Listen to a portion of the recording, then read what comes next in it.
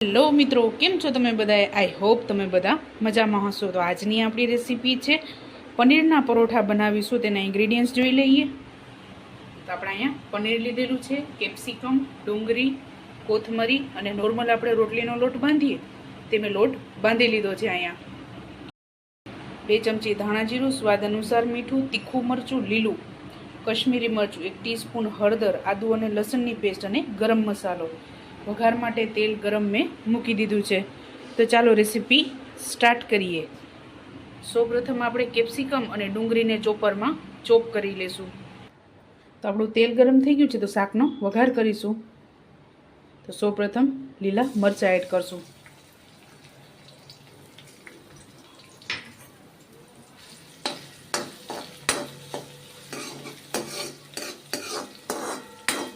તેલ આપણે 2 ચમચી જેટલું જ આમાં લેવાનું છે, કારણ કે પરોઠા બનાવશું તો વધારે તેલ હશે તો પરોઠાનું આપણે તેલ બહાર નીકળી જશે.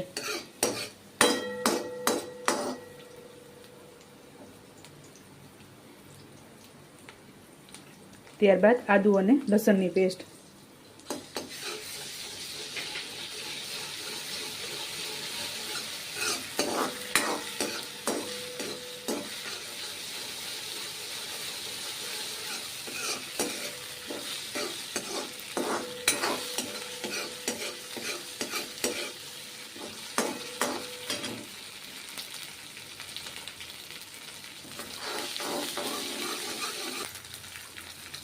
ત્યારબાદ આપણે ડુંગળી અને કેપ્સિકમને ચોપ કરી લીધું છે તે એડ કરશું.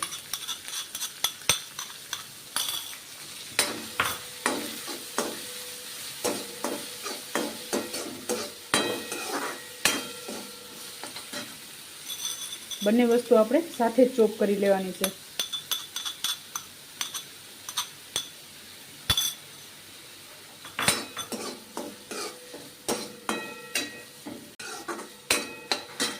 બે મિનિટ પાકવા દેશું. ત્યારબાદ હળદર એડ કરશું, 1 ટીસ્પૂન જેટલી, ધાણા જીરું, સ્વાદ અનુસાર મીઠું. આપણે લોટ બાંધતી વખતે પણ મીઠું એડ કરેલું છે.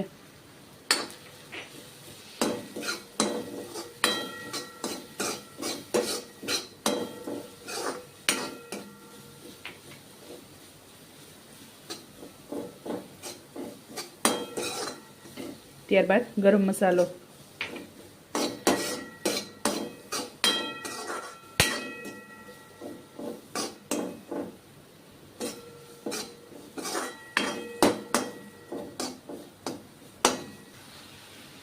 ત્યારબાદ કશ્મીરી મરચું એડ કરશું.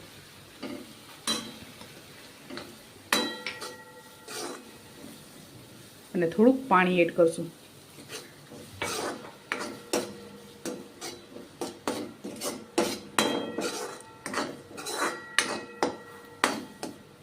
ત્યારબાદ પનીર એડ કરી દઈશું. આ રીતે આપણે ખમણી લેવાનું છે.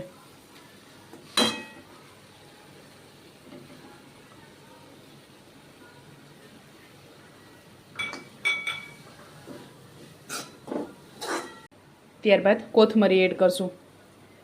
આમાં તમે ચીઝ પણ એડ કરી શકો છો.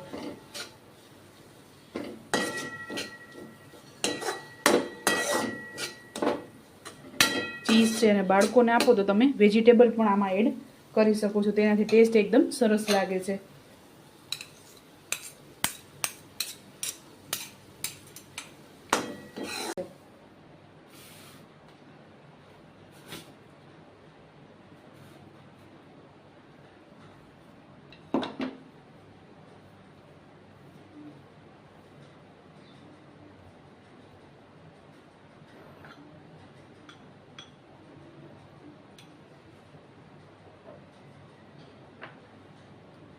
ત્યારબાદ આ રીતે આપણે અંદર મસાલો ભરવાનો છે.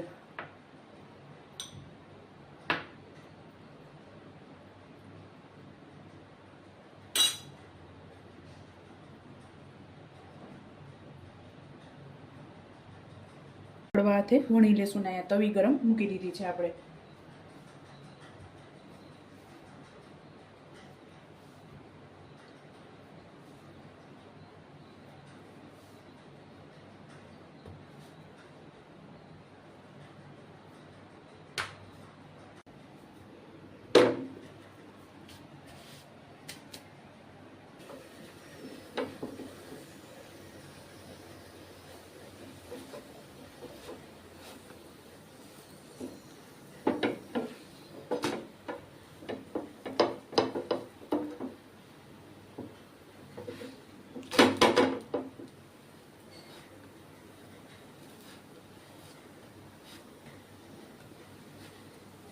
તમે આને ઘી બટર કે તેલમાં પણ તળી શકો છો. મેં આને તેલમાં તળેલા છે.